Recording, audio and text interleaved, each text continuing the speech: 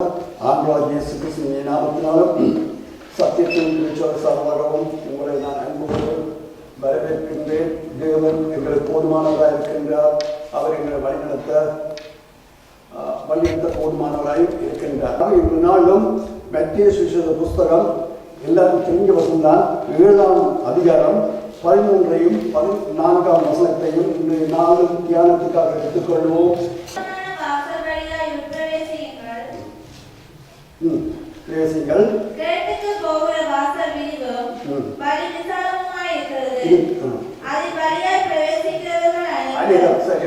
நாங்கள் இன்றைய நாளும் இரு வழிகளில் எந்த வழிகளை நாம் தேர்ந்தெடுத்திருக்கிறோம்? இரு வழிகளில் எந்த வழியை நாம் தேர்ந்தெடுத்திருக்கின்றோம்?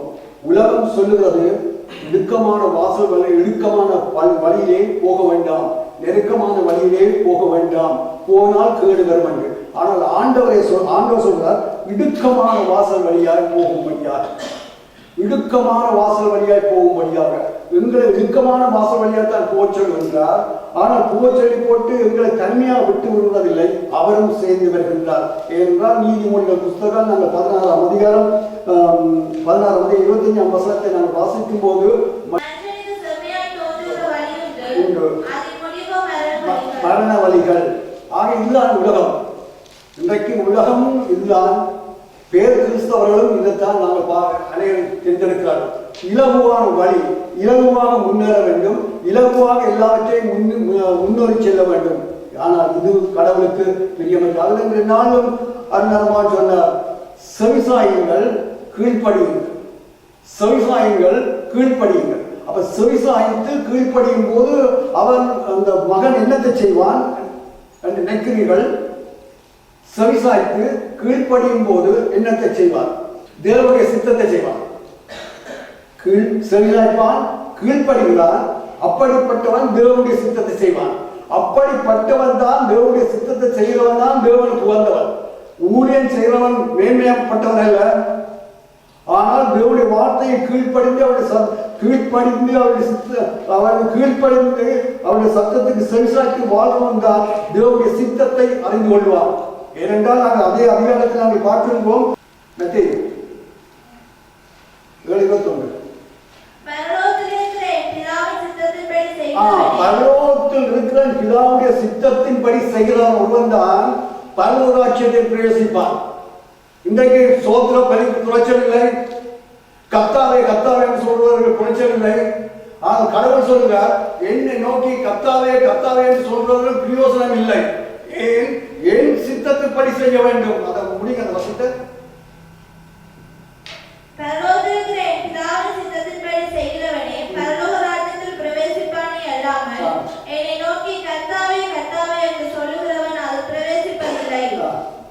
பிரவேசிப்பதில்லை. எவ்வளவு தூரத்தில் கடவுள் இவன் யார் பிதாவுடைய சித்தத்தை நிறைவேற்றுவான், பிதாவுடைய சித்தத்தை செய்கிறவன், தேவனுடைய சத்தத்தில் செவிசாய்க்கிறவனும் கீழ்ப்படிவனும் தான் பிதாவுடைய சித்தத்தை நிறைவேற்றுவான். அவனைத்தான் தேவன் மகிமைப்படுத்துவார். அவனில் இருக்கிற விண்ணப்பத்தை தான் தேவன் கேட்பார். அப்படிப்பட்ட மகனைத்தான் இக்கட்டு நேரத்திலும் தப்பிக்கிறார். அப்படிப்பட்ட மகனைத்தான் தேவன் இடுக்கமான வாசல் வழியாய் அனுப்புகின்றார். இடுக்கமான வாசல் வழியாய் போகும் பொழுது எத்தனையோ நெருக்கடிகள் வரும், எத்தனையோ பிரச்சனைகள் வரும். அந்த பிரச்சனையின் மத்தியிலும் தேவன் எங்களை காக்க போதுமானவராக இருக்கின்றார். இவ்வளவு பெரிய காரியத்தை கடவுள் காண்பிக்கின்றார். இடுக்கமான வாசல் வழியாய் போக வேண்டும். அவை தேவனுடைய சித்தத்தை முதல் ஒவ்வொரு தேவனுடைய பிள்ளைகளும் அறிய வேண்டும். அதுதான் ரோமர் புத்தகம் 12ஆம் அதிகாரம் 2ஆம் வசனத்தை வாசிப்பார்கள். எல்லோருக்கும் தெரிந்த வசனம் தான், அநேக முறை சொல்லப்பட்ட வசனம் தான். ஆனால் தேவனுடைய வார்த்தை ஒவ்வொரு முறை நாங்கள் தியானிக்கும் போது, படிக்கும் போது, வாசிக்கும் போது ஒவ்வொரு கருப்போலை தேவனுடைய வெளிப்படுத்தி காட்டிக்கொண்டே வருகின்றார். இந்த உலகத்துக்கு ஒத்த வேஷம் போடாமல், இந்த உலகத்துக்கே சென்று வாழாமல் தேவனுடைய சத்தத்துக்கு செவிசாயுங்கள். வாசிங்கள். தேவனுடைய நன்மையும் பிரியமும் பரிபூர்ணமான சித்தம் இன்னதென்று பகுத்தறியத்தக்கதாக தேவனுடைய சித்தத்தை முதல் அறிந்து கொள்ள வேண்டும். இதைத்தான் ஆதி அப்போஸ்தலர்கள் நமக்கு காண்பித்தார்கள். இதைத்தான் பழைய ஏற்பாட்டு தீர்க்கதரிசிகள் நமக்கு காண்பித்தார்கள். இப்போது நாங்கள் யாருடைய அஸ்திபாரத்தின் மேலே கட்டிக்கொண்டு வருகிறோம்? அப்போஸ்தலர்கள் தீர்க்கதரிசிகள் அப்போஸ்தலருடைய அஸ்திபாரத்தின் மேல் கட்டப்பட்டு வருகின்றோம். இப்படி நான் கட்டப்பட்டு வரும்போது எங்களுக்கு பார்த்த ஒரு கேள்வி, அப்போஸ்தலர்களே செல்வந்தமான அப்போஸ்தலன் யார்? ஐஸ்வர்யமானவன் உலக ஐஸ்வர்யத்தை நான் பேசுறேன். ஒருவரும் இல்லை. எல்லாரும் செல்வந்தனா? என்ன முடிக்கிறீங்க? இல்ல. தீர்க்கதரிசி பழைய ஏற்பாடு தீர்க்கதரிசி போங்க. யார் செல்வந்தன்? ஒரு தீர்க்கதரிசியும் இல்லை. இந்த தலைகளை மாறி போட்டு ஒருவேளை அப்பத்துக்கு ஒரு விதவைத்த கையெழுந்தவன் தான் ஒரு தீர்க்கதரிசி. தாங்கள் 2 பழைய ஏற்பாட்டு தீர்க்கதரிசியும் அவ்விதமாகத்தான் இருந்தார்கள். புதிய ஏற்பாட்டு அப்போஸ்தலர்களும் அவ்விதமாகத்தான் இருந்தார்கள். உலக சேர்ந்து நான் சொல்கிறேன். ஏனென்றால் அப்போஸ்தலன் பவுல் தன் கையாலே தான் வேலை செய்து உணவருந்தவன். இன்றைக்கு அது தலைவீழாக மாறிவிட்டது. தேவனுடைய சித்தத்தை அறிய வேண்டும். எகிப்து தேசத்தில் இஸ்ரவேல் மக்களை கொண்டு விட்டார் ஆண்டவர். ஆனால் அவங்க சித்தத்தை அறிந்து கொள்ள வேண்டும். என்ன அவருடைய சித்தம் நிறைவேற வேண்டும். அந்த சித்தம் நிறைவேற மட்டும் அந்த இஸ்ரவேல் மக்கள் எகிப்து தேசத்தில் எவ்விதமான பாடுபட்டார்கள். அடிமை, சவுக்கடி, வேதனை, துயரம். சரி, அதொன்று ஒரு பக்கம். பபிலோனுக்கு அடிமையாக போனார்கள் 70 வருஷம். அங்கே என்ன நடந்தது? அங்கேயும் ஒடுக்கப்பட்டார்கள். தேவனுடைய சித்தம். ஆனால் அதுக்குள்ளும் கள்ள தீர்க்கதரிசி தீர்க்கதரிசி புத்தகம் 29ஆம் அதிகாரத்தை எடுத்துக்கொள்ளுங்கள். 29ஆம் அதிகாரத்தில் நாங்கள் அதை காணக்கூடியதாக இருக்கு. 7ஆம் வசனம். நான் உங்களை சிறைப்பட்டு போக பண்ணின பட்டணத்தின் சமாதானத்தை தேடி அதற்காக கர்த்தரை விண்ணப்பம் பண்ணினேன். இந்த இடத்துல ஒரு ஆண்டவர் இயேசு மாம்சத்தோடு இரத்தத்தோடு இருந்தவர் சொன்ன ஒரு வார்த்தை எங்களுக்கு நினைவு வர வேண்டும். என்ன வார்த்தை வருகிறது? நீங்கள் சிறைப்பட்டு போயிருக்கிற பட்டணத்துக்காக இந்த இடத்துல ஜெபிக்க சொல்றார். மாம்சத்தின் இரத்தத்திலும் வந்த ஆண்டவர் இயேசுக்கு என்னத்தை சொன்னார்? இதே ஒரு சொற்பதான் அவர் உபயோகித்தார். இப்பதான் சொன்ன தீர்க்கதரிசிகளும் அப்போஸ்தலருடைய அத்திவாரத்தின் மேல் நாம் கட்டப்பட்டு வருவோம். என்ன சொன்னார்? சத்துருக்காக ஜெபிக்க சொன்னார். ஆக இந்த இடத்துல தீர்க்கதரிசியானவன் சொல்லுகிறான், அந்த பட்டணத்துக்காக ஏன் அடிமைப்பட்டு போயிருக்கிறீர்கள், அந்த பட்டணத்துக்காக ஜெபியுங்கள், வாசியுங்கள். மேலும் அதுக்குள்ள இருக்கிறார்கள். இன்றைய வித்துவான்கள் மாதிரி அங்கேயும் இருக்கிறார்கள். எப்படி? மேலும் உங்களுக்குள் தீர்க்கதரிசிகள், குறிகாரரும் ஒட்டாதிருங்கள். செவி கொடாமல் இருங்கள். கர்த்தருடைய வார்த்தைக்கு செவிசாய்க்கிறவன் இப்பேற்பட்டவருடைய வார்த்தைக்கு செவிசாய்க்க மாட்டான். ஏனென்றால் கர்த்தர் அவர்களை அடிமைப்படுத்தான் வைத்திருக்கின்றார். பாடம் படிப்பிக்கத்தான் வைத்திருக்கின்றார். அது தீமைக்காக இல்லை. ஏனென்றால் அவர் 11வது வசனத்தில் வரும்போது எங்களுக்கு நன்கு அது புரிகின்றது. தேவன் அன்பிலாக செய்கின்றார். எங்களை சீர்படுத்துவதைத்தான் செய்கின்றார். இன்றைக்கும் அநேக தேவனுடைய பிள்ளைகளுக்கு நெருக்கடிகளும் துன்பங்களும் வியாதிகளும் போராட்டங்களும் வருவதற்கு காரணம் என்ன? தேவன் அவர்களை சீர்படுத்துகின்றார். அதை உணர வேண்டும், செவிசாய்க்கப்பட வேண்டும், செவிசாய்த்து மனம் திரும்ப வேண்டும். அவர் மனம் திரும்பும் பொழுது கடவுள் அந்த காரியத்தை செய்கிறார். என்ன 11ஆம் வசனத்தில் அழகா சொல்கிறார். வாசிங்க அப்படியே கொண்டு பயணம் மட்டும். நான் அவர்களை அனுப்பினதில்லை என்று கர்த்தர் சொல்கிறார். பாபிலோனிலே 70 வருஷம் நிறைவேறின பின்பு நான் உங்களை சந்தித்து திட்டாங்க 70 வருஷம் அங்க இருக்கணும். நிறைவேறின பிற்பாடு உங்களை அழைத்து வருவது. அதுக்கெல்லாம் 11ஆம் வசனத்தில் காலகால வசனம் எல்லாரும் இதைத்தான் சொல்லிக் கொண்டிருவார்கள். கடவுளுடைய சித்தத்தை அறிய வேண்டும். கடவுளுடைய சித்தத்தை அறிகிறவன் யார்? அவருக்கு செவிசாய்க்கிறவனும் கீழ்ப்படிவனும் தான் அவருடைய சித்தத்தை அறிவான். அதை செவிசாய்க்காதவன் அறிய மாட்டார், கீழ்ப்படியாதவன் அறிய மாட்டார். அவர்கள் மேலெழுந்த மாதிரி பேசிக்கொண்டு போவார்கள். சித்தத்தை அறிய வேண்டும் என்றால் செவிசாய்க்க வேண்டும், கீழ்ப்படிய வேண்டும். இடுக்கமான வாச வழியாத்தான் நம்ம போக வேண்டும். வாசிங்கள் 11 வாசிங்க. நீங்கள் எதிர்பார்த்திருக்கும் முடிவை உங்களுக்கு கொடுக்கும்படிக்கு நான் உங்கள் பேரில் நினைத்திருக்கிற நினைவுகளை அறிவேன் என்று கர்த்தர் சொல்கிறார். அவைகள் தீமைக்கல்ல, சமாதானத்துக்கு ஏதுவான நினைவுகளே. தாங்கள் அவர் 70 வருஷம் அடிமைப்படுத்தி விட்டாலும் அவர்கள் உங்கள் மீது நோக்கமாத்தான் இருக்கிறார். என்றால் அவருடைய சித்தம் வர வேண்டும். அவருடைய சித்தம் தான் என்ன? தன்னையே தொழுது கொள்ள வேண்டும், தன் தன்னையே மகிமைப்படுத்த வேண்டும், தன்னோடு இருக்க வேண்டும், தனது சாயலாக இருக்க வேண்டும் என்பதற்காகத்தான் இத்தனை சிகிச்சை. எங்கள் மத்தியிலும் இதே விதமான சிகிச்சை தான் தேவன் அளிக்கிறார். காரணம் என்றால் அவரோடு நாங்கள் இருக்க வேண்டும் என்று, அவருடைய எங்கள் கொள்கை ஊடாக அவர் மகிமைப்பட வேண்டும் என்பதற்காகத்தான் அவர் இவ்விதமான ஒரு இடுக்கமான வாசல் வழியாக எங்களை அனுப்புகின்றார். அதே பாடங்களை கற்றுத் தருகின்றார், எத்தனையோ சத்தியங்களை எங்களை கற்றுத் தருகின்றார். அந்த மத்திய புத்தகம் அடுத்த வசனத்தை வாசிங்க. 14 கைப்பொழு வாக்கியம் 14. ஜீவனுக்கு போகிற வாசல் இடுக்கமும் வழி நெருக்கமுமாய் இருக்கிறது, அதை கண்டுபிடிக்கிறவர்கள் சிலர். அப்ப 2 வசனத்துக்கு உள்ள வித்தியாசத்தை காரியங்கள் என்ன மாதிரி வித்தியாசத்தை காட்டுகின்றார். ஜீவனுக்கு போற வழி இடுக்கமும் நெருக்கமுமாய் இருக்கிறது, அதை கண்டுபிடிப்பவர்கள் சிலர். மேல் வசனம் விரிவான வாசல் பலர், அநேகர். இன்றைக்கு அதுதான் நடக்கிறது. பலர் இதைத்தான் விரும்புகிறார்கள். பவுலேயில தேவனுடைய விட்டிருக்கின்றார், அங்கே ஒடுக்கம் நடக்கிறது. ஆனால் போய் தீர்க்கதரிசிகள் இப்படியா உரைக்கும் போது சரிசாய்த்து இல்லைங்கிறது நல்ல காலம் வரும் நினைக்கிறார்கள். ஆனால் கடவுளுடைய சித்தம் ஒன்று நிறைவேற வேண்டும். இந்த அழகிய முறையில தேவன் விளங்கப்படுத்தினார். யோவான் சுவிசேஷ புஸ்தகம் 10ஆம் அதிகாரம் 9ஆம் வசனத்தை வாசித்து பாருங்க. நானே வாசல், என் வழியாய் ஒருவன் பிரவேசித்தார் அவன் ரட்சிக்கப்படுவான். அடுத்தது உள்ளும் புறமும் சென்று மேய்ச்சலை கண்டடைவார். என் வழியாய், அப்ப அகர்ந்த வழியாய்த்தான் போகணும். அவருடைய வழி என்ன? நெருக்கமான வழி. ஓனாய் ஆடுகளுக்குள் அனுப்புவது போல் அனுப்புகின்றார், மிருகத்துக்குள் எங்களை அனுப்புகின்றார். ஆனாலும் பாதுகாப்பு தருகின்றார். எங்களை மீட்டெடுக்க போதுமானவராக இருக்கின்றார். ஒவ்வொரு தூரத்தில் கடவுள் ஒவ்வொரு சம்பவங்களை எங்களுக்கு விளக்கப்படுத்தி தருகின்றார். ஆனால் இன்றைக்கு நாங்களோ சுகம் உடனடியாக எங்களுக்கு கிடைக்க வேண்டும், உடனடியாக நாங்கள் எல்லாவற்றையும் பெற்றுக்கொள்ள வேண்டும். இது கிறிஸ்தவம் அல்ல. ஆகவே இடுக்கமான வாசல் வழியாய் செல்கிறவன், இயேசு வழியாய் செல்கிறவன் உள்ளும் புறமும் மேய்ச்சலை கண்டடைவான். இவ்வளவு பெரிய அழகான ஒரு சத்தியத்தை தேவன் தந்திருக்கின்றார். அவரை எங்களை தனியாக விட்டு விடுவதில்லை.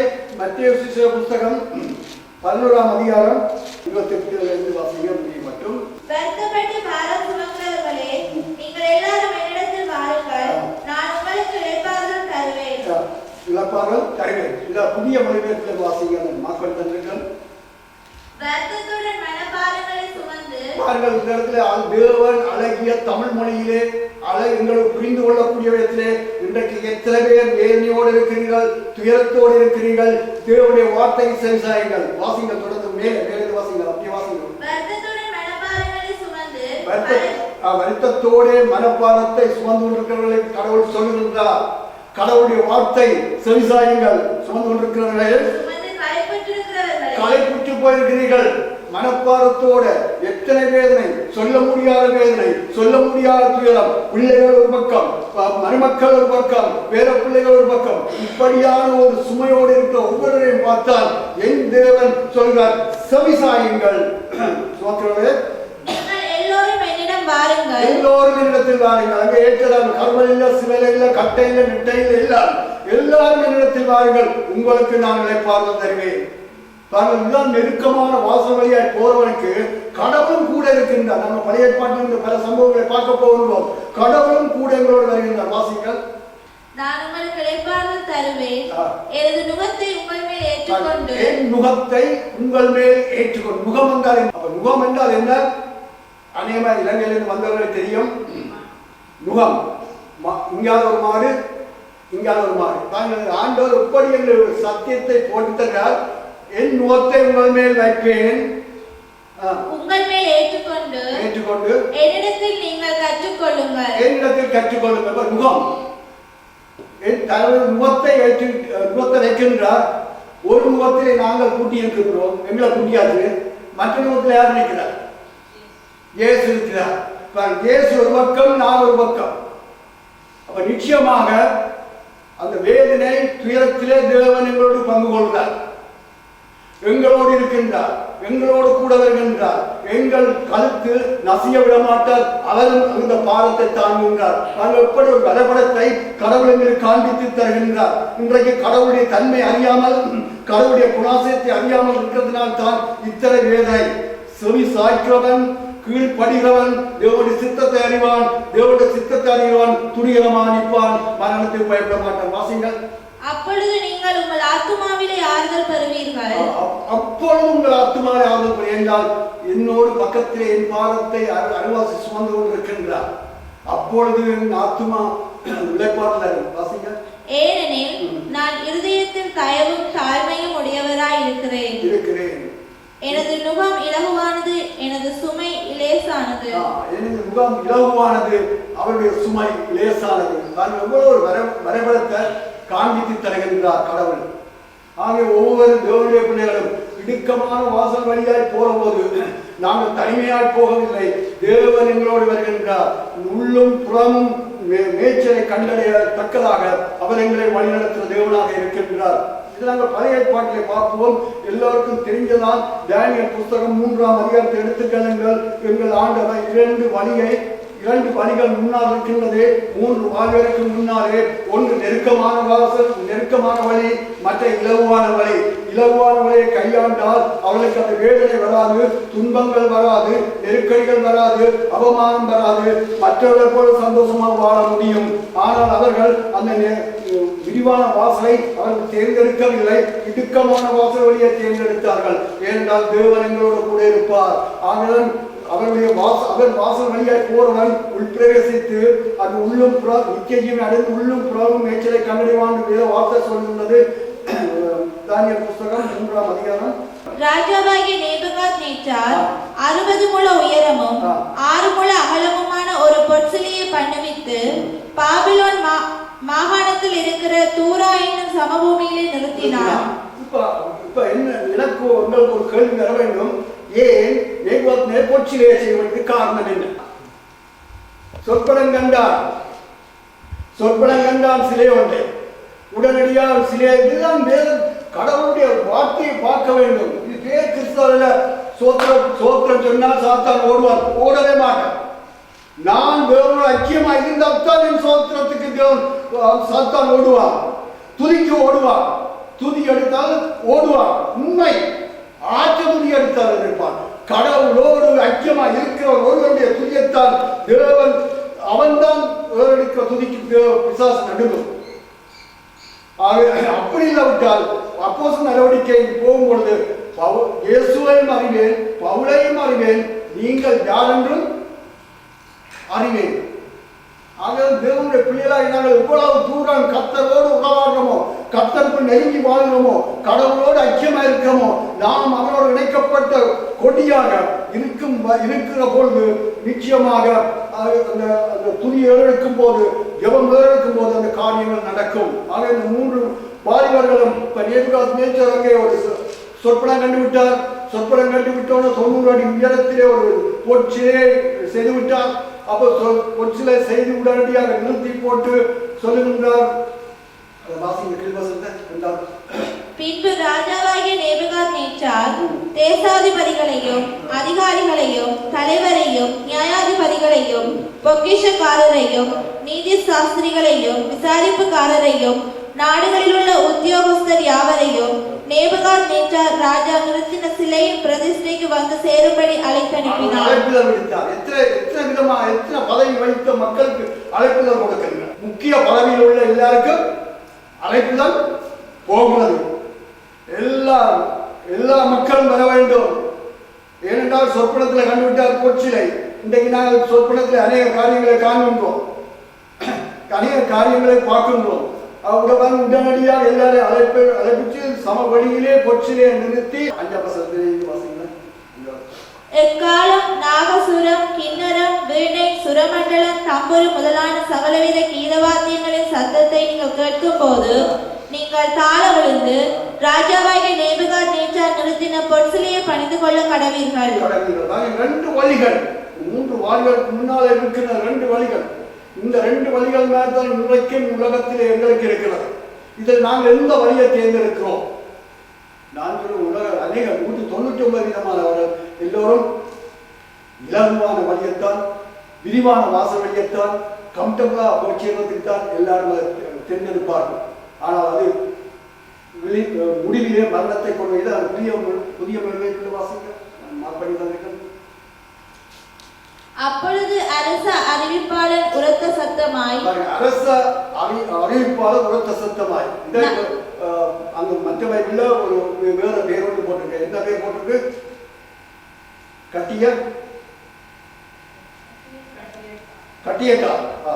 கட்டியக்காரருக்கு அரச அறிவிப்பாளர். வாசிங்க. நாட்டு மக்களே, பிற இனங்களே, பல்வேறு மொழிகளை பேசும் மனிதரே, நாட்டு மக்களே, பிற இனங்களே, பல்வேறு மொழி பேசும் மக்களே, ராஜாவுடைய கட்டளை கேளுங்கள். இப்ப எங்களுக்கு இந்த இடத்துல நாங்கள் உண்மையிலே எங்களுக்கு ஒரு குறுக்கு ஞானம் வரும். தேவனுடைய வார்த்தையை மீறி நடப்பதற்கு ஒரு ஞானம் ஒன்று வரும். என்ன ஞானம் வரும் என்று நினைக்கிறீர்கள்? நீங்கள் செய்ய வேண்டும் என அரசன் கட்டளையிட்டிருப்பது இதுவே. அரசன் கட்டளையிட்டிருக்கார். எல்லா மக்களும் தான் நிறுத்தின பொச்சிலே பணிந்து கொள்ள வேண்டும். எல்லாரும் நல்கிறார்கள். வாசிங்கள். கொம்பு வாத்தியம், புல்லாங்குழல், எக்காலத்துக்கு கொம்பு வாத்தியம். அப்படித்தான் கொம்பு வாத்தியம் என்ற சில சொற்பதங்கள் எங்களுக்கு புரியக்கூடிய விதத்திலே தந்திருக்கிறது. புல்லாங்குழல், சித்தார், வீணை, யாழ், நாதஸ்வரம் ஆகியவற்றின் சத்தத்தையும் எல்லாவித இசைகளையும் கேட்டவுடனே நீங்கள் எல்லோரும் இங்கு கீழே விழுந்து நேபுகாத்நேச்சார் அரசர் நிறுத்தி வைத்திருக்கும் தங்க சிலையை வணங்க வேண்டும். அப்படி கீழே விழுந்து வணங்காதவனவனோ அவன் உடனே சுவாலித்து எரிய நெருப்பு சூளையில் போடப்படுவான் என்றான். பெரிய நகரம் கொடுத்தாச்சு. இப்ப இந்த நிலையில எல்லா மக்களும் வந்து பணிகிறார்கள். ஆனால் வராத ஒரு சிறு கூட்டம், விரிவான வாசல் வழியாய் செல்பவர்கள் அநேகர், இடுக்கமான வாசல் வழியாய் பிரவேசிக்கிறவரோ சிலர். அந்த சிலர்ல நீங்களும் இருக்க வேண்டும், நானும் இருக்க வேண்டும் என்று நான் விரும்புகிறேன். ஆண்டவர் மதத்தான் விரும்புகிறார். ஆண்டவர் மதத்தான் எங்களுக்கு இந்த பல சம்பவத்துக்குள்ள எங்களுக்கு கற்றுத் தருகின்றார். இப்ப வாசிங்கள் நோபல் பைபிள்ல அச்சமயத்தில் கல்தையரில் சிலர் ராஜா சமூகத்தில் வந்து யூதர் பேரில் குற்றம் சாட்டி, அதுக்குள்ளே ஒரு வெட்டப்பர் இருக்கிறார். இவரோட வேலை செய்தால் வெட்டப்பர் குற்றம் இருக்கின்றது. அது அன்றிலிருந்து இன்று வெட்டப்பர் குற்றம் இருக்கிறது என்று சொன்னார். யூதர்ல சிலர் ராஜாவாகிய நேபுகாத்நேச்சாரை நோக்கி, ராஜாவே நீர் என்றும் வாழ்க. எக்காலம் நாகசுரம், கிண்ணரம், வீணை, சுரமண்டலம், தம்புரு முதலான சகலவித கீதவாத்தியங்களின் சத்தத்தையும் கேட்கிற எந்த மனுஷனும் தாழ விழுந்து பொற்சிலையை பணிந்து கொள்ள வேண்டும் என்றும், எவனாகிலும் தாழ விழுந்து பணிந்து கொள்ளாமல் போனால் அவன் எரிகிற அக்கினி சூளையின் நடுவிலே போடப்பட வேண்டும் என்றும் ராஜாவாகி நீர் கட்டளையிட்டீரே. ஆனால் உமது கட்டளையை அந்த 3 வாலிபர்கள் நிறைவேற்றவில்லை. அவை புத்திரர் அங்கே நிறைவேற்றவில்லை. அப்ப இந்த இடத்துல நீங்களோ நானும் இருப்பதா இருந்தால் எங்களுக்கு குறுக்கு மூல வரும், குறுக்கு ஞானம் வரும். என்ன ஞானம் வரும் நினைக்கிறீங்க? வணக்கத்துல ஒன்று வந்திருக்கு. எல்லாரும் இன்னைக்கு அநேக இதைத்தான் சொல்லி தப்புறார். கர்த்தர் ஞானத்தை தந்திருக்கிறதானே இல்லையாமா? கர்த்தர் ஞானத்தை தந்திருக்கிறதானே?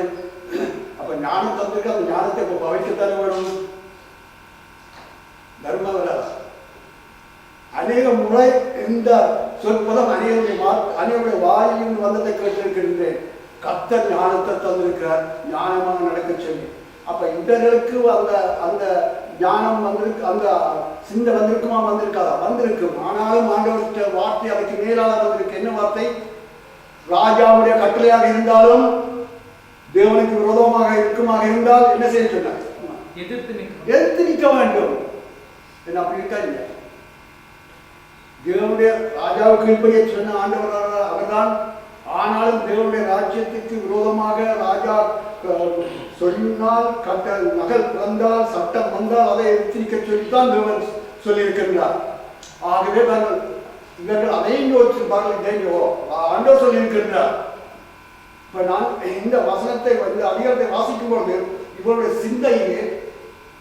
சிந்தையிலே சங்கீத புஸ்தகம் சிந்தையிலே இவர்கள் ஓடி இருக்கும், சிந்தையிலே இவர்களுக்கு வந்திருக்கும்.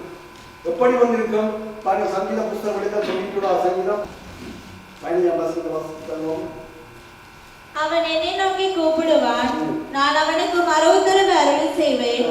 ஆபத்தில் நானே அவனோடு இருந்து அவனை தப்புவித்து அவனை கனப்படுத்துவேன். நிச்சயமா இந்த சங்கீதம் இந்த வார்த்தை எல்லாம் அவர்களுக்கு உள்ளத்துக்கு வந்திருக்கும்.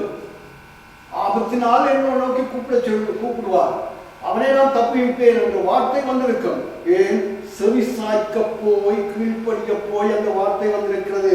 14 வசனத்தை வாசிங்க. என்னிடத்தில் வாஞ்சியா இருக்கிறபடியால் அவனை விடுவிப்பேன். அவர் தேவனிடத்துல யார் ஒருவர் வாஞ்சியா இருக்கிறார்களோ அவர்களை தேவன் விடுவிப்பார். விடுவிக்க போவதற்கு காரணம் என்ன? தேவனிடத்திலே வாஞ்சை இல்லை, அன்பில்லை, பாசம் இல்லை. அன்பு பாசம் வாஞ்சை இருக்குமா இருந்தால் அவருடைய சத்தத்தில் கீழ்ப்படிவான், செவிசாய்ப்பான், கீழ்ப்படிவான், அவருடைய சித்தத்தை நிறைவேற்ற முன்வருவான். அவன் என்னிடத்தில் வாஞ்சியா இருக்கிறபடியால் வாசிங்கள். அவனை விடுவிப்பேன். என் நாமத்தை அவன் அறிந்திருக்கிறபடியால் அவனை உயர்ந்த அடைக்கலத்திலே வைப்பேன். அவர்களுடைய முன்பேற்ற வாரியுடைய வாழ்க்கையில் நடந்த சம்பவங்களை நாங்கள் பார்க்கின்றோம். அப்ப இந்த சங்கீத புஸ்தகம், இந்த சங்கீத வார்த்தை அவர்கள் உள்ளத்திலே இருந்திருக்க வேண்டும். இதே போல எங்களுடைய வாழ்க்கையிலும் எங்களுக்கு நடக்கும் ஒரு சம்பவங்கள் வரும்பொழுது, தேவனுடைய வார்த்தை எங்களுக்கு இருக்கும் பொழுது, அந்த வார்த்தையை நாம் தியானிக்கும் பொழுது, உள்வாங்கும் பொழுது, அந்த இக்கட்டில் இருந்து எங்களை காத்துக்கொள்ள முடியும். அந்த இக்கட்டிலே அவர்களை நாங்கள் வாஞ்சியா இருக்கிறபடியால் எங்களை தேவன் விடுவிப்பார். அதேபோல் 4ஆம் வசனத்தை வாசிங்கள். சிறகுகளாலே உன்னை மூடுவார்.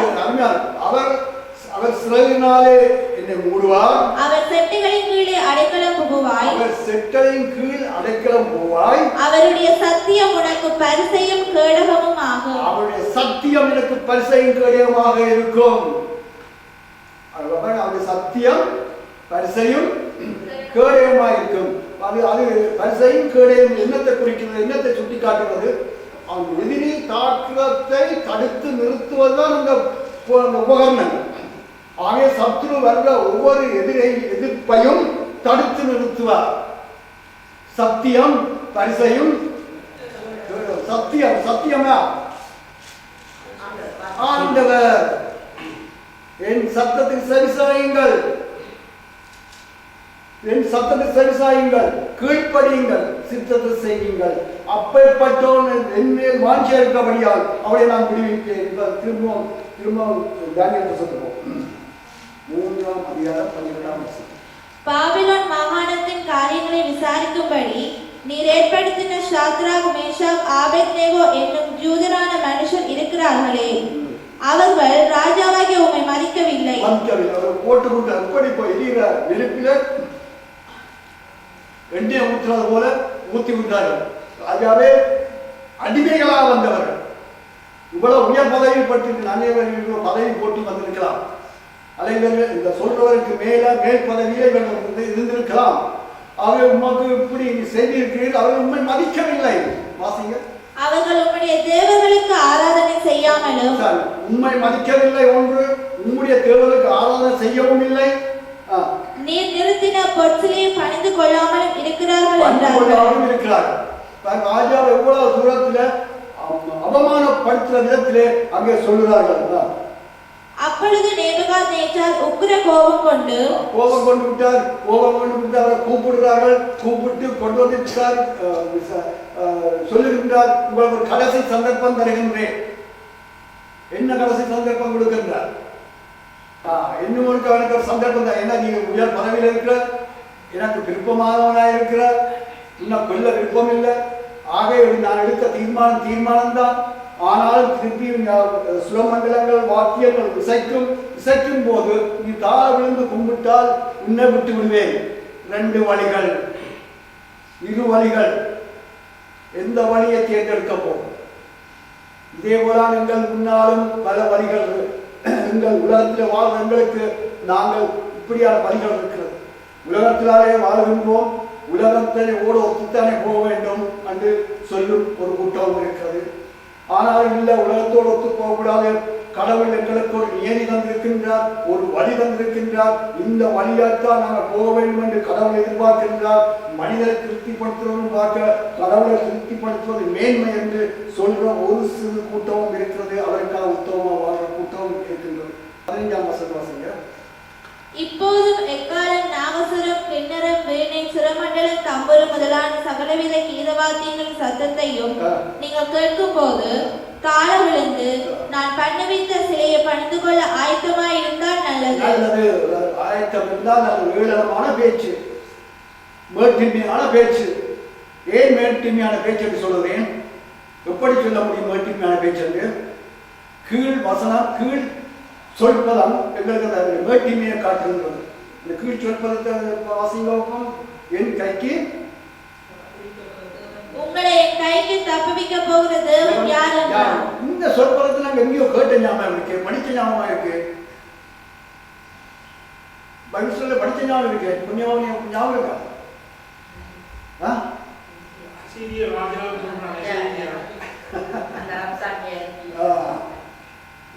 எல்லா தேவர்களும் அங்க எங்கள் அசிரிய ராஜாவின் கைக்கு தப்பிக்க போற தேவன் யாரா? வேட்டின்மை. நாங்கள் ஏன் இது எல்லாவற்றையும் கேட்கிறேன்? ஒவ்வொரு வார்த்தைகளும் ஒவ்வொரு சம்பவங்களும் உங்கள் உள்ளத்திலே பதிந்திருக்க வேண்டும். ஆகவே அதற்குத்தான் தேவன் எங்களை வைத்திருக்கின்றார்.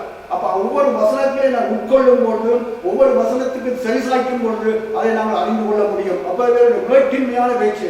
என் கைக்கு தப்பிக்க தேவன் யார்? ராஜாதி ராஜா இருக்கின்றார், இவரையும் படைத்த தேவன் ஒருவர் இருக்கின்றார். அதை மறந்து மனித மேட்டின்மையாக பேசுவதை நாங்கள் காணக்கூடியதாக இருக்கிறது. இன்றைக்கும் நாங்கள் அப்படித்தான் பேசுகின்றோம், அப்படித்தான் செயல்படுகின்றோம். கடவுள் தந்த ஜீவன், கடவுள் தந்த சுவாசம், கடவுள் தந்த பலன் எங்களுக்கு இருக்கு தந்த பலன். ஆனால் அதை வைத்துக் கொண்டு கடவுள் யார் என்ற விதத்திலே எங்கள் வாழ்க்கை முறை இருப்பதை பார்க்கக்கூடியதாக இருக்கிறது. அப்ப கடவுள் எல்லாவற்றையும் பார்க்கின்றார். அடுத்த வசனத்தை வாசிங்க. மூன்று வாலிபரும் எப்படி ராஜாவுக்கு சவால் விடுகிறார்கள். அந்த சொற்பதத்தை இதுல பார்க்கிறோம். எப்படி சவால் விடுகிறார்கள்? நாங்கள் வாசிங்க. ஷாத்ராக், மேஷாக், ஆபேத்நேகோ என்பவர்கள் மூன்று தேவ பிள்ளைகளும், மூன்று கடவுளுக்கு சத்தத்துக்கு செவிசாய்த்த பிள்ளைகள், மூன்று பிள்ளைகள் கீழ்ப்படிந்த பிள்ளைகள், மூன்று பிள்ளைகளும் தேவனுடைய சித்தத்தை நிறைவேற்ற பிள்ளைகள் சொல்லும் வார்த்தையை பாருங்கள். அந்த துணிவு எனக்கும் இருக்க வேண்டும், உங்களுக்கும் இருக்க வேண்டும். வாசிகள். ராஜாவை நோக்கி நேபுகாத்நேச்சாரே பேர் சொல்லி அழைக்கின்றான். முதல் கௌரவம் கொடுக்கவில்லை, நாங்களா இருக்க வேண்டும். கௌரவ ராஜா அவர்களே, கௌரவ ராஜா நேபுகாத்நேச்சர் அவர்களே என்று சொல்பதத்தை பிரயோகிப்போம். ஆனால் அந்த மூன்று வாலிபரும் ராஜாவாக நேபுகாத்நேச்சரே பேர் சொல்லி அழைக்கின்றார்கள். ஒன்று, இந்த காரியத்தை குறித்து உமக்கு உத்தரவு சொல்ல எங்களுக்கு அவசியம் இல்லை. உதாசீனம். இது உமக்கு சொல்ல வேண்டிய அவசியம் இல்லை. எப்படி இருக்கும்? இந்த இடத்துல சாதாரண ஒரு பதவியிலே இருக்க ஒரு மனிதனுக்கு முன்னால், ஒரு அதிகாரிக்கு முன்னால் இப்படி சொன்னால் என்ன நடக்கும்? நான் சற்று சிந்தித்து பார்த்தேன். இலங்கையிலே ஒரு போலீஸ் அதிகாரிக்கு முன்னால் இப்படி சொன்னா என்ன நடந்திருக்கும்? என்ன நடக்கும்? என்ன நடந்திருக்கு செய்வார்கள்? அது எங்களுக்கு எல்லாருக்கும் தெரியும். அவ்வளவு துணிவு, சகல அதிகாரம் அவரிடம் இருக்கு. ராஜா கிட்ட கையில அந்த நாட்டின் அதிகாரம் இருக்கு. இவர்களை விடுவிக்கவும் முடியும், அழிக்கவும் முடியும், எதுவும் செய்ய முடியும். உமக்கு சொல்ல வேண்டிய அவசியம் இல்லை. ஆனால் இவருடைய விசுவாசத்தை பார்க்கின்றோம். இவர்கள் யாரை தொழுது கொள்கிறார்கள் என்பதை பார்க்கின்றோம். எப்படி தேவனோடு உறவாடுறார்கள் என்பதை பார்க்கின்றோம். எப்படி இவர் தேவனோடு இசைந்திருக்கிறார்கள் என்பதை காணக்கூடியதற்கு அந்த துணிவை கொடுப்பது யார்? தேவ ஆவியானவர். வாசிங்க. நாங்கள் ஆராதிக்கிற எங்கள் தேவன் எங்களை தப்புவிக்க வல்லவராய் இருக்கிறார். நான் சொன்ன என் கைக்கு தப்புவிக்க தேவன் யார் என்று கேட்டார். தேவனால் முடியாது, ஆனால் உமது கைக்கு தப்புவிக்க தேவன் வல்லவராய் இருக்கிறார். பதில் கொடுக்கின்றார்கள். கொடுத்து போட்டு பிற்பாடுவார்கள். அவருடைய வசனம் இந்த அவிசுவாசத்தில் சொல்லவில்லை, வைராக்கியத்தோடு சொல்கிறார்கள். அடுத்த வசனம் வாசிங்க. விடுவிக்காமல் போனாலும் நாங்கள் உம்முடைய தேவர்களுக்கு ஆராதனை செய்வதும் இல்லை. விடுவிக்க விட்டால், கடவுள் விடுவிக்க விட்டாலும் கர்த்தரின் சித்தம் எங்களை இந்த அக்கினியோடு எங்களை பரலோகத்தில் எடுத்துக்கொள்ள அவர்கள் சித்தமாக இருந்தால் எடுத்துக்கொள்ளட்டும். மனரம்யத்தோடு ஏற்றுக்கொள்வோம். களத்தில் கத்தி வந்து விட்டது, கத்தியிலிருந்து தப்ப இயலாது. ஆனால் இப்படித்தான் நான் தேவனுடைய சமூகத்துக்கு வர வேண்டுமாக இருந்தால் வரட்டும். அந்த ரீதியிலே அங்கே அது 3 பிள்ளைகளும் சொல்வதை காணக்கூடியதாக இருக்கிறது. வாசிங்கள்.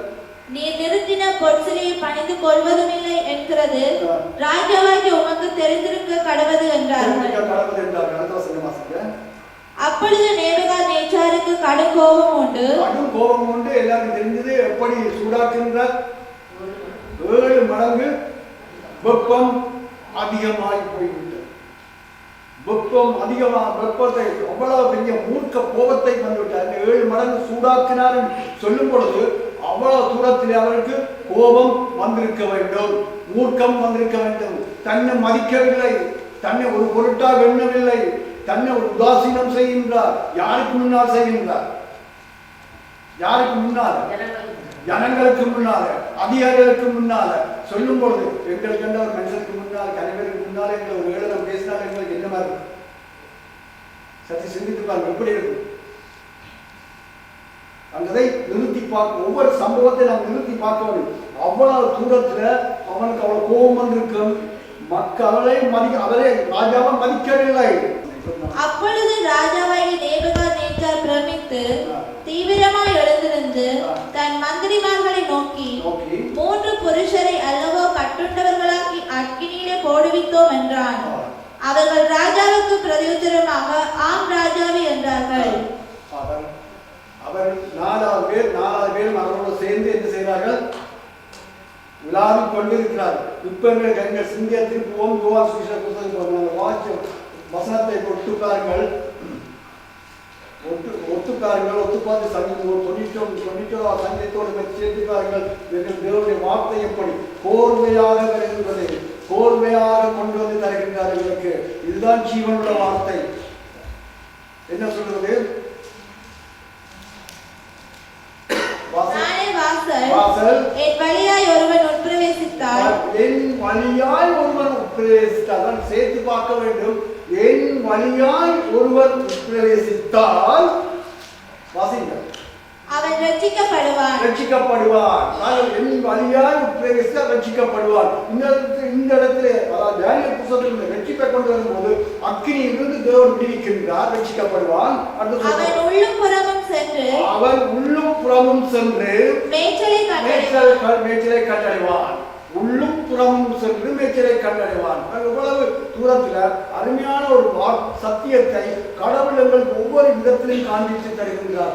தேவனோடு கூட வாழ்ற பிள்ளைகள் இப்படித்தான் இருப்பார்கள். மரணம் விளிம்புக்கு போனாலும் ஆனால் மரணிக்க மாட்டார்கள். தேவனுடைய சித்தம் இல்லாமல் உள்ளும் புறமும் மேய்ச்சலை கண்டடைவார்கள். இன்றைக்கு எவ்வளவு தூரத்துல இந்த சம்பவம் உங்களுக்கு காண்பிக்கின்றது. 91வது சங்கீதத்தில் எடுத்து ஒவ்வொரு எடுக்க வேண்டாம், எல்லாரும் வாசிக்கிறாங்க தானே. ஒவ்வொரு வசனங்களையும் பார்க்கும் பொழுது இந்த இவ்வளவு தூரத்துல வேதத்தை தியானித்திருக்கிறார். தேவனுடைய வார்த்தையை செவிசாய்த்திருக்கிறார். தேவனுடைய வார்த்தையை செவிசாய்த்தபடியால் தான் கீழ்ப்படிந்தால் தான் தேவனுடைய சித்தத்தை நிறைவேற்ற முன்வந்தார்கள். அப்ப தேவனுடைய வார்த்தை கீழ்ப்படியாமல் தேவனுடைய வார்த்தை சத்தத்தை செவிசாய்க்காமல் கீழ்ப்படியாமல் விருப்பமா இருந்தால் அவருடைய சித்தத்தை ஒரு நாளும் நிறைவேற்ற மாட்டார். அவரை அறிய முடியாது. எவ்வளவு அவருடைய சத்தத்தை செவிசாய்க்கிறத அறிய முடியாது. இவ்வளவு தூரத்துல அங்கே உள்ளும் புறமும் சென்று மேய்ச்சலை கண்டறிவார்கள் சொல்லப்பட்டிருக்கிறது. இப்ப அர்த்தவசன வாசங்கள் தானியேல் புத்தகத்துல 26. அதற்கு அவன், இதோ 4 பேர் விடுதலையாய் அக்கினி நடுவிலே உலாவுகிறதை காண்கிறேன். உள்ளும் புறமும் சென்று மேய்ச்சலை கண்டறிவார்கள். உண்மையில அந்த சம்பவத்தை வாசி யோவான் சுவிசேஷ புத்தகம் அதை வாசிக்கும் போது எங்கள் தேவன் எவ்வளவு பெரிய மகத்துவம் உள்ள தேவன், எவ்வளவு பெரிய காரியத்தை காட்டுறார்.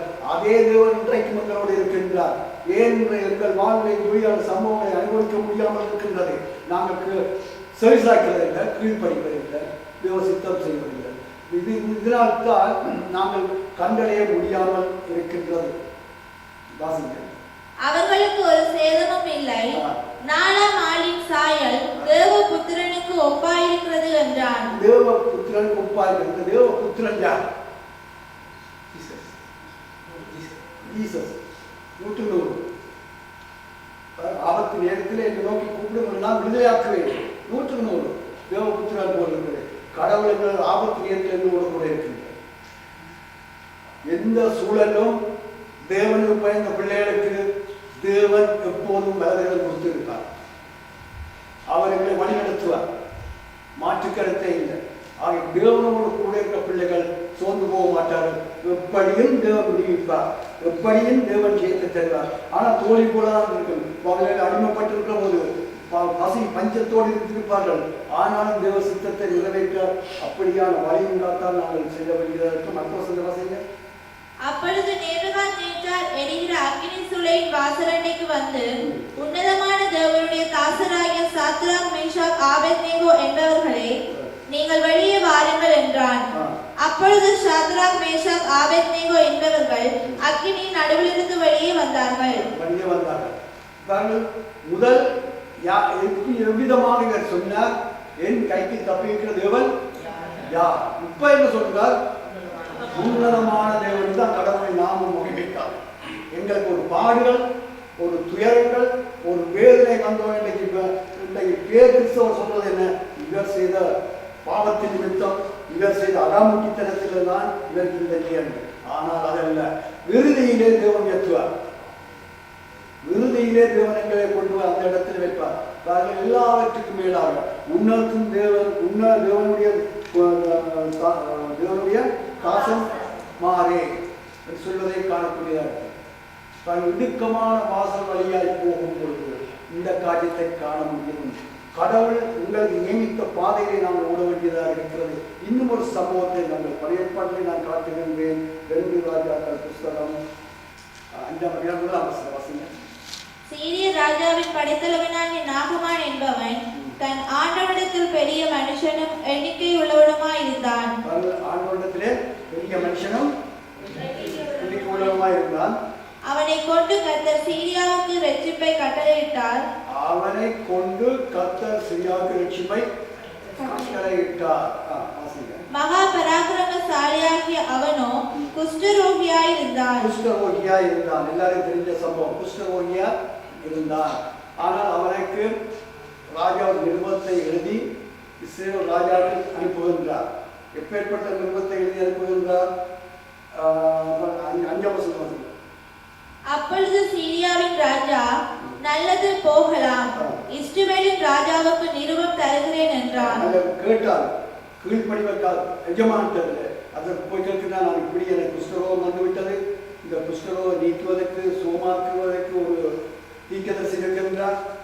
அவர் எனது வீட்டில் வேலைக்காரை ஊடாக நான் அறிந்து கொண்டேன். நான் போய் சுகப்படுத்தி வர வேண்டும் என்று கேட்டபோது அவர் அனுமதி கொடுத்தார்.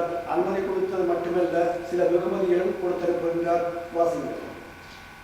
அப்படி அவர் தன் கையிலே 10 தாலந்து வெள்ளியையும் 10 தாலந்து வெள்ளி. 10 தாலந்து வெள்ளி எவ்வளவு கிலோவா இருக்கும்? 340 கிலோவா வெள்ளி. 340 கிலோ வெள்ளியும் 6000 சேக்கல் நிறை பொன்னையும் 70 கிலோ பொன்னையும் 10 மாற்று வஸ்திரங்களையும் எடுத்துக்கொண்டு போய் கொடுத்து, நீ வெகுமதியை கொடுத்து ராஜாவிட்ட சுகப்படுத்தி கொள் என்று அனுப்புகின்றார். மனமுகந்து இவர் வருகின்றார். பெரிய சேனையோடு வருகின்றார். வெகுமதியோடு வருகின்றார். பரிசு பொருளோடு வருகின்றார். வந்து ராஜாவுக்கு முன்னால் கொடுக்கிற ராஜாவிடத்தில் மற்ற ராஜா எழுதின நிருபத்தை கொடுக்கின்றார். நிருபத்தை கொடுத்த உடனே ராஜா இஸ்ரவேல் ராஜா என்ன செய்கின்றார்? வஸ்திரத்தை கிழிக்கின்றார். இவர் வீணாக என்னை பகைக்க வகை தேடுறார் என்று கிழிக்கின்றார். நோயை குணமாக்குவதற்கு வேற என்ன வைக்கிறார்? இல்லை. இதை கேள்விப்படுறார் ஒரு மனிதன். இந்த மனிதன் கேள்விப்படுகின்றார். 8ஆம் வசனம்.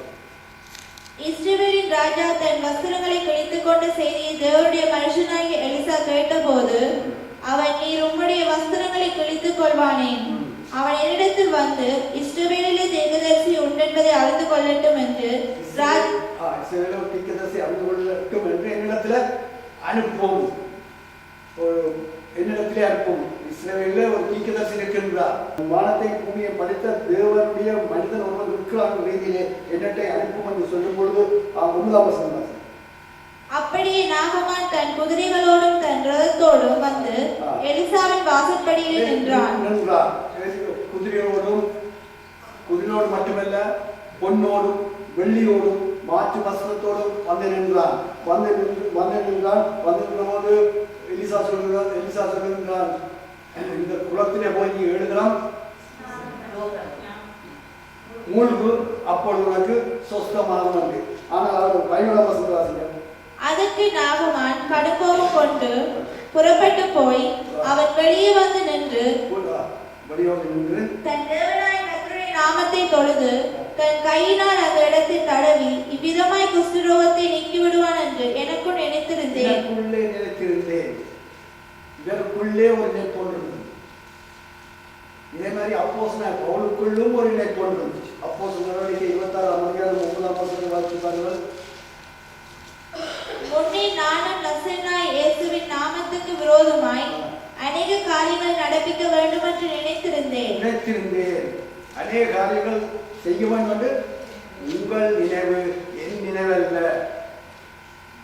நீங்கள் நினைக்கிறபடி நான் நினைப்பதல்ல. அப்ப கடவுள் ஒரு சித்தத்தை வைத்திருக்கின்றார். ஆனால் இவர் நாம வந்தவர் எப்படி என்ன ஆண்டவர் இயேசு கிறிஸ்து நாமத்தினாலே தொட்டு சொஸ்தமாக்குவான் என்றுதான் நினைத்து வந்தார். சிம்பிளான காரியத்தை சொன்னால் அவர் செய்ய இயலாமல் போய்விட்டது, மூக்கவரி வந்து விட்டது. இன்றைக்கு சிம்பிளாகத்தான் நாங்கள் சொல்லுகிறோம், ஆண்டவர் இயேசு கிறிஸ்துவை ஏற்றுக்கொள்ளுங்கள். ஏற்றுக்கொள்வது மட்டுமல்ல, அவர் சத்தத்தை செவிசாயுங்கள். அவருடைய செவிசாய்த்து அவர் செவிசாய்த்து கீழ்ப்படியுங்கள். கீழ்ப்படிந்து அவருடைய சித்தத்தை செய்யுங்கள் என்று சொல்ற சிம்பிள் காரியத்தை இன்றைக்கு அநேக கிறிஸ்தவர்கள் ஏற்றுக்கொள்வதற்கு மனமில்லாமல் தாங்கள் விரிவான வாசல் வழியாக சென்று கொண்டிருக்கிறார்கள். ஆனால் முடிவோ அவர்களுக்கு மரணம் என்பதை மறந்து போகக்கூடாது.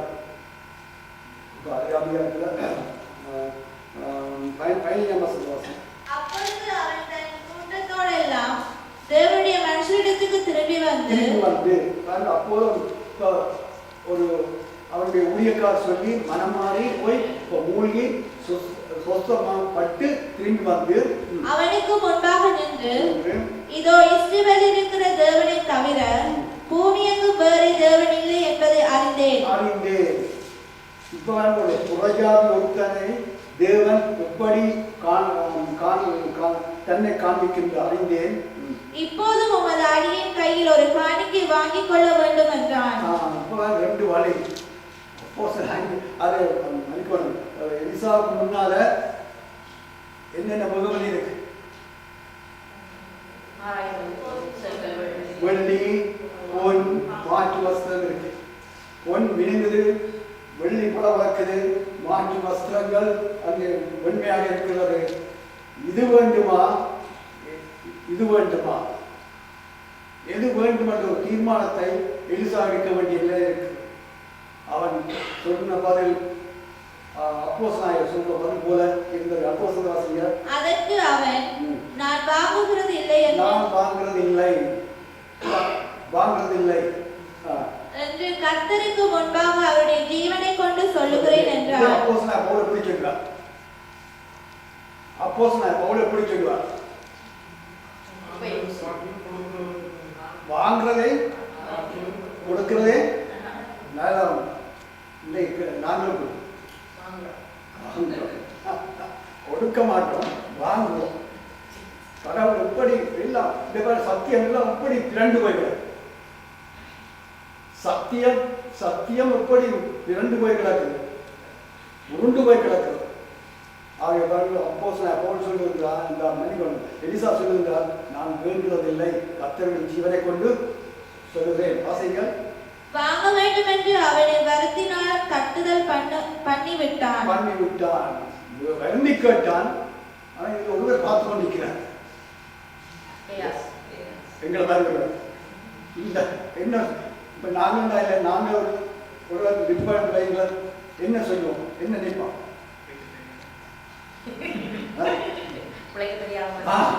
விளக்க தெரியாம கடவுளே உணர்ந்து தர்றார். விளக்க தெரியாதவர்கள் நானும் இருந்து நானும் பிச்சைக்காரனா இருக்கிறேன், இந்த ஆளும் பிச்சைக்காரனா இருக்கான்னு சொல்லுவோம். அவன் விளக்க தெரிஞ்ச எலிசா விளக்க தெரிஞ்சவன் இல்லை, அவன் நித்திய ஜீவன் தேவனிடத்திலிருந்து நேரடியாக பெற்றுக் கொள்கின்றார். ஆனால் இவர் தான் அதை கொடுக்கும் போல. ஆக இந்த ரெண்டு தீனத்திய புஸ்தகம் 1:12 அது நிமித்தம் நான் இந்த பாடுகளையும் அனுபவிக்கிறேன், ஆயினும் நான் வெட்கப்படுவதில்லை. நான் வெட்கப்படுவதில்லை, பாடுகளை அனுபவிக்கிறேன். கேசினி சொல்லலாம், உடனுடையக்கார் சொல்லலாம், நான் பாடுகளை அனுபவிக்கிறேன், ஆனால் வெட்கப்படுவதில்லை. ஏன் தேவன் என்ன வெட்கப்பட விட மாட்டார். நான் மொழியில் இருந்தது பிற்பாடு நாங்கள் பார்க்கும்போது 2 ராஜாக்கள் புத்தகம் 18ஆம் வசனம். ஒரு காரியத்தை கர்த்தர் உமது அடியேனுக்கு மன்னிப்பாராக. என் ஆண்டவன் பணிந்து கொள்ள ரிமோட் கோவிலுக்குள் பிரவேசிக்கும் போது நான் அவருக்கு கைலாவு கொடுத்து ரிமோட் கோவிலிலே பணிய வேண்டியதாகும். ஒரு விண்ணப்பத்தை கேட்கின்றார். அதுக்கு எலிசா ஓமன்னு சொல்லல, இல்லைன்னு சொல்லல, சரி அப்படியே விட்டு விட்டார். எப்படி அவன் கடைசியா இவ்வளவு வெகுமதியோடு வந்தவன் கேட்டது என்ன? வெகுமதியோடு வந்தவன் கேட்டது என்ன? மண் தான் கேட்டான். மண் தான் கேட்டான். இவ்வளவு வெகுமதியோடு வந்தவன் மண் தான் கேட்டான். சரி, இப்ப நம்ம 23ஆம் வசனம் வாசிங்க. அதற்கு நாகமான் 20ஆம் வசனம். தேவனுடைய மனுஷனாகிய எலிசாவின் வேலைக்காரன் கேயாசி என்பவன் அந்த சீரியனாகிய நாகமான் கொண்டு வந்ததை என் ஆண்டவன் அவன் கையிலே வாங்காமல் அவனை விட்டு விட்டார். அப்ப நாங்கள் சிந்தித்தது கிட்டத்தட்ட சரி. பிழைக்க தெரியாத மனுஷன், தானும் பிழைக்க மாட்டான், மற்றவனையும் பிழைக்க விட மாட்டான். அந்த எண்ணம் இவனுக்குள் வந்திருக்க வேண்டும். நான் அவன் பிறகு ஓடி அவன் கையிலே ஏதாகிலும் வாங்குவேன் என்று கர்த்தருடைய ஜீவன் மேல் ஆணையிட்டு. எப்படி ஆணையிட்டான்? கர்த்தருடைய ஜீவனில் ஆணையிட்டான். எவ்வளவு பெரிய பாரதூரமான விளைவு, இருவழிகள். இந்த அழிந்து போற பொண்ணுக்காக ஜீவனுள்ள தேவனுடைய ஊழியக்காரனை விட்டு ஜீவனுள்ள தேவனை மறுதளித்து ஜீவனுள்ள தேவனுக்கு அவகீர்த்தி ஏற்படும்படி ஒரு அந்நிய பிரஜாரிடத்திலே கையெழுவதை காணக்கூடியதாக இருக்கிறது. ஜீவனுக்கு போற வழி இடுக்கமான வழி, அந்த வழியை விட்டு ஒடுக்கமான அந்த வழியை விட்டு விலாசமான வழியை தேடி சென்றதை காணக்கூடியதாக இருக்குது. அடுத்தது நாகமானை பின்தொடர்ந்தான். அவன் தன் பிறகே ஓடி வருகிறதை நாகமான் கண்டபோது அவனுக்கு எதிர்கொண்டு போக ரதத்திலிருந்து குதித்து சுக செய்தியா என்று கேட்டான். அதற்கு அவன் சுக செய்திதான். தீர்க்கதரிசிகளின் புத்திரரில் 2 வாலிபர் இப்பொழுதுதான் எப்ராயிம் மலை தேசத்திலிருந்து என்னிடத்தில் வந்தார்கள்.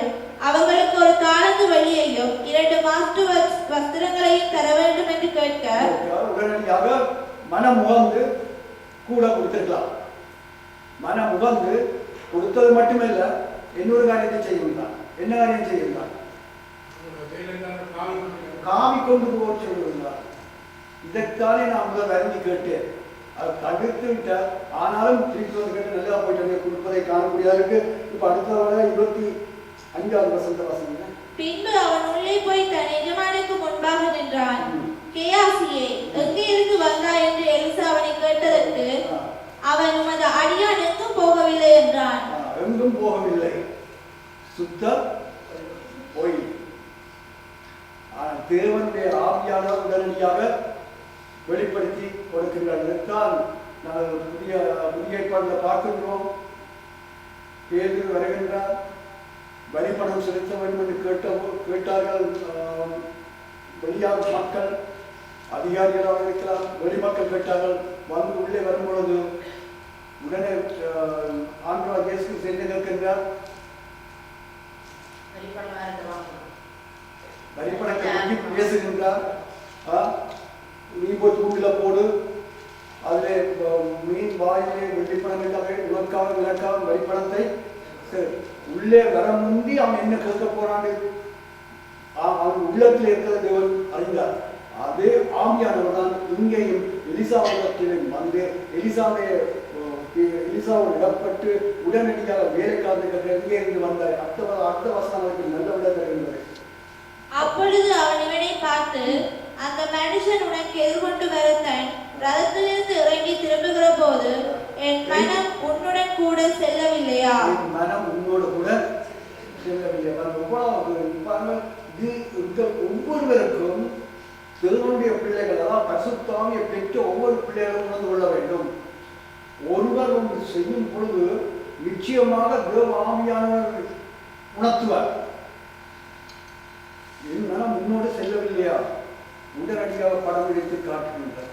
எத்தனை மறைத்திருக்கலாம், எத்தனை மறைவாக நீங்கள் செய்யலாம், எல்லாம் வெளியரங்கமாக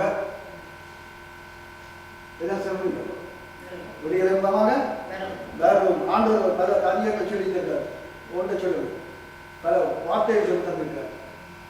வீட்டுக்குள் சொல்லப்படும். எவ்வளவு துறந்தோன்னு இதையெல்லாம் வச்சு நாங்கள் செய்வதற்கு காரணம் என்ன? எங்களுக்கு வேதவசனம் படிப்பதில்லை, தியானிப்பதில்லை. தாங்கள் 2 வழிகள். பிற்பாடு நாமக்கு என்ன நடந்தது? குஷ்டரோகம் வந்தது. தாங்கள் விரிவான வாசல் வழியை தேட போனார். கடைசியா குஷ்டரோகத்தோட போனார். சமுதாயத்துக்கு புறம்பாக இருந்தார்.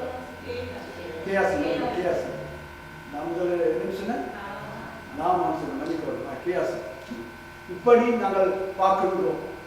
ஒவ்வொரு சம்பவத்தை நாங்கள் கற்றுக்கொள்ளக்கூடியதாக இருக்கின்றது. நாங்கள் அவர் நாமான்ல இந்த புஸ்தகம் நீங்கிருந்து இவருடைய அந்த புஸ்தகம் இவருக்கு திரும்பி வந்தது. விரிவான வாசலை தேட போய் இன்றைக்கு உலக ஆசீர்வாதத்தை தேடுவோமாக இருந்தால் அழிவைத்தான் நாங்கள் காண்போம். அதை யாக்கிரதையாக இருப்போம். 2 வழிகள், 2 வழிகளில் இடுக்கமான வாசல் வழி, விரிவான வாசல் வழி. இந்த விரிவான வாசல் வழியாய் போறவர்கள் அநேகர் என்று வேதம் சொல்கிறது. இடுக்கமான வாசல் வழியாய் தெரிந்தெடுத்தவர்கள் சிலர் சொல்லப்பட்டிருக்கிறது. அந்த சிலரிலே நீங்களும் நானுமாக இருக்க வேண்டும் என்று ஒரு சம்பவத்தை சொல்லி நான் நிறைவு செய்கின்றேன். இந்த நேரம் செய்யலாம், ஆனால் காலம் நேரம் போதாது. ஒரு இடத்தில் மற்ற பிள்ளைகளும் இருக்கிறீர்கள். யோவான் சுவிசேஷ புஸ்தகம்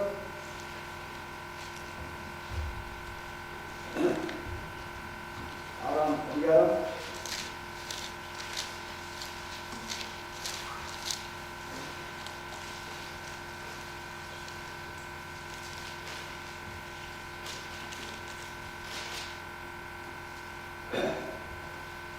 4 நாங்கள் செய்ய போகின்றோம்.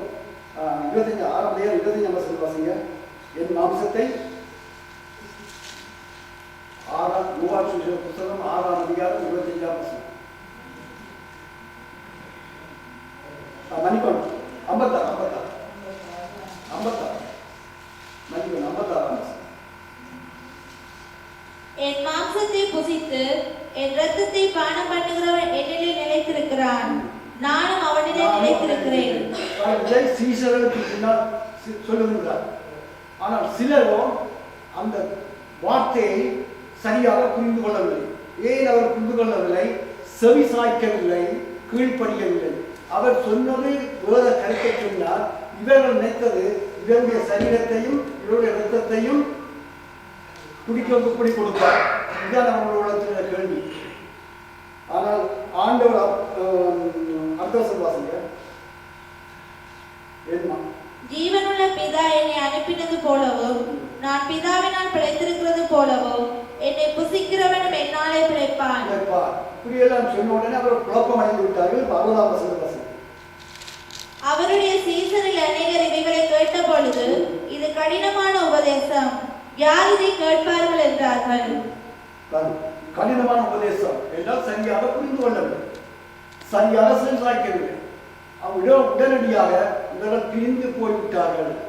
அநேக சீசர்கள் பிரிந்து போய்விட்டார்கள். கடினமான உபதேசம், இந்த இடுக்கமான வாசல் வழியாய் போக முடியாது.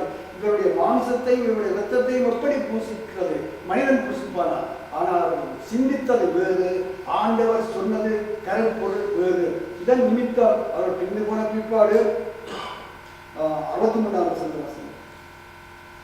ஆவியை உயிர்ப்பிக்கிறது, மாம்சமானது ஒன்றுக்கும் உதவாது. நான் உங்களுக்கு சொல்லுகிற வசனங்கள் ஆவியாயும் ஜீவனாயும் இருக்கிறது. சில விளக்கங்களை கொடுத்து அடுத்த சொல்லணும். அது முதல் ஆகிலும் உங்களின் விசுவாசியாதவர்கள் சிலர் உண்டு என்றார். அது முதல் அவருடைய சீசரில் அநேகர் அவருடனே கூட நடவாமல் பின்வாங்கி போனார்கள். ரெண்டு கூட்டம் சீஷர்கள், பெரும் கூட்டம், சிறு கூட்டம். அடுத்த வசனம். அப்பொழுது இயேசு 12 நோக்கி நீங்களும் போய்விட மனதாய் இருக்கிறீர்களோ என்றார். நீங்களும் போய்விட மனதாய் இருக்கிறீர்களோ? பெரும் கூட்டம் விமான வாசல் வழியை தேடி போய்விட்டது. சிறு கூட்டம் இருக்கின்றது. சிறு கூட்டத்தை பார்த்து கேட்கின்றார் ஆண்டவர், நீங்களும் போக மனதாய் இருக்கிறீர்களோ? அதுக்கு நீங்கள் பேதுரு இப்படியா சொல்லுகின்றார். சீமோன் பேதுரு அவருக்கு பிரதியுத்தரமாக, ஆண்டவரே, யாரிடத்தில் போவோம்? நித்திய ஜீவ வசனங்கள் உம்மிடத்தில் உண்டே. சிறு கூட்டம். அந்த சிறு கூட்டத்துல நீங்கள் இருக்க வேண்டும், நான் இருக்க வேண்டும். நித்திய ஜீவன் உள்ள வசனம் அவரிடத்துல தான் உண்டு. இன்றைக்கு அநேக இடங்கள் இருந்தாலும் எங்கே சத்தியம் இருக்குதோ அங்கே நாம் நினைத்திருக்க வேண்டும். அவை சிறு கூட்டம் தான் அந்த இறுக்கமான வாசல் வழியாய் போகும். வெறும் வழியாய் போறவர் கடவுள் உங்களை ஆசீர்வதிப்பார், உன்னை வாழாக்காம தலையாக்குவார், கடவுள் உங்களை உன்னத்தை வகுப்பார், கடவுள் ஜெபத்தை கேட்பார் என்று சொல்லி எங்கள் நேரத்தை முன்னெடுத்து எங்கள் ஆவிக்குரிய வாழ்க்கையை முன்னெடுப்பார்கள். ஆக இதை உணர்ந்து நாங்கள் செயல்பட வேண்டும். தேவன் எங்களை பறிகொண்டு வைத்திருப்பாரா இருந்தால் அந்த கஷ்டத்தை அனுபவிக்க வேண்டும். பிற்பாடு எங்களை உயர்த்துவார். அக்னி ஜுவாலை முன்னுக்கு இருக்கும். அக்னி ஜுவாலைக்கு முன்னால் நாங்கள் நிற்கும் பொழுது எந்த வழியை நாங்கள் தேர்ந்தெடுப்போம்? அந்த வாலிபர்கள் சிலர் எடுத்துக்கலாம். தானியேல் இல்லத்தானே, தானியேல் போயிட்டார். அப்ப பரவாயில்லை, நாங்கள் ஒரு ஆண்டவரை என்னை மன்னித்துக் கொள்ளும், இந்த அக்னி ஜுவாலையில் தப்பித்துக் கொள்வதற்கு வேறு வழி இல்லை, என்னை மன்னித்துக் கொள்ளும் என்று சாஷ்டாங்கமாக விழுந்து வணங்கி இருந்திருக்கலாம். அப்படியும் செய்யவில்லை. அப்ப அக்னி ஜுவாலைக்கு போடுவதற்கு முன்பாக மனதிலே ஆண்டவரே நான் செய்த தவற மணி எங்களப்பட ஆண்டவரே நான் செய்த தவற மணியும் என்று சொல்லி சாஷ்டாங்கமாக விழுந்து பணிந்திருக்கலாம். அதையும் அவர்கள் செய்யவில்லை. அது எப்படி உத்தமமான புத்திரர்கள் எப்படி செயல்படுவார்கள்? ஆகிய அப்பேற்பட்டவர்கள் செயலில் நிறுத்தந்தான் அங்கு உயர்த்தப்பட்டதை காணக்கூடியதற்கு அப்பேற்பட்டவர்களால் தேவனிடத்திலே வாட்சியாக இருக்கிறதை நாம் அறிந்து கொள்ளக்கூடியதாக இருக்கிறது. ஆகவே நாங்கள் இந்த நாளும் இந்த இரு வழிகள் ஊடாக நாங்கள் பல காரியத்தை நாங்கள் பார்த்திருக்கின்றோம். தேவனோடு இருங்கள், தேவ வார்த்தைக்கு செவிசாயுங்கள், தேவனை கீழ்ப்படியுங்கள், அவருடைய சித்தத்தை செய்யுங்கள். அவருடைய சித்தத்தை செய்யும் பொழுது நிச்சயமாக கடவுள் பிரியப்பட்டு காரியங்களை செய்வார். தேவன் தாமே உங்களை ஆசீர்வதிப்பதாக.